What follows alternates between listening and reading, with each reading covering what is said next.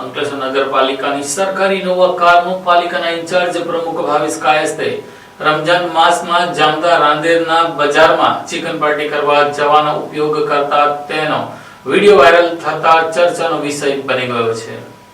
અંકલેશ્વરમાં ફરી એકવાર સત્તાના ઉપયોગને લઈને ચર્ચાનો માહોલ સર્જાયો છે। અંકલેશ્વર નગરપાલિકા ઇન્ચાર્જ પ્રમુખ ભાવેશ કાયસ્થ સરકારી ગાડીમાં સુરતના રાંદેર વિસ્તારમાં રમઝાન દરમિયાન ભરાતા ખાણીપીણીના બજારમાં પહોંચ્યા હોવાનો વિડીયો સોશિયલ મીડિયામાં વાયરલ થતા પ્રશ્નો ઉભા થયા છે। વિડીયોમાં દેખાય છે કે ઇન્ચાર્જ પ્રમુખ સરકારી વાહન સાથે બજાર વિસ્તારમાં હાજર છે। સ્થળ પર હાજર એક જાગૃત નાગરિકે સમગ્ર ઘટનાનો વિડીયો ઉતારીને સોશિયલ મીડિયામાં મૂકતા ચર્ચાનો વિષય બન્યો છે। સવાલ એ નથી કે બજારમાં જવું ખોટું છે, સવાલ એ છે કે સરકારી ગાડીમાં જવું કેટલું યોગ્ય છે। આ મુદ્દે ટેલિફોનિક વાતચીત દરમિયાન ભાવેશ કાયસ્થે સ્પષ્ટતા કરતા જણાવ્યું કે તેમની ખાનગી કાર સર્વિસમાં હોવાથી તેઓ સરકારી ગાડી લઈને ગયા હતા। તેમણે કહ્યું કે લોકબુકમાં જરૂરી એન્ટ્રી કરવામાં આવશે, જેટલો ઉપયોગ થયો હશે તે મુજબની રકમ સરકારના નિયમો અનુસાર જમા કરાવવામાં આવશે। પરંતુ અહીં ચર્ચાનો મૂળ મુદ્દો બીજો છે કે શું સરકારી સંસાધનો પહેલા વાપરો અને પછી ચૂકવણી કરવાની વાત કરો એ જ જવાબદારી છે? શું આ પ્રથાને સિસ્ટમેટિક દુરુપયોગ કહેવાય કે સામાન્ય બાબત? રમઝાનની રાત્રિ બજાર હોય કે અન્ય વ્યક્તિગત કાર્યક્રમ સરકારી ગાડીનો ઉપયોગ થાય અને પછી લોકબુકમાં એન્ટ્રી કરવાની ખાતરી આપવામાં આવે તે બાબત શાસન પ્રત્યેની સંવેદનશીલતા પર સવાલ ઉભો કરે છે। મામલો કાયદેસર ભરપાઈનો નથી, મામલો નૈતિકતા અને જવાબદારીનો છે।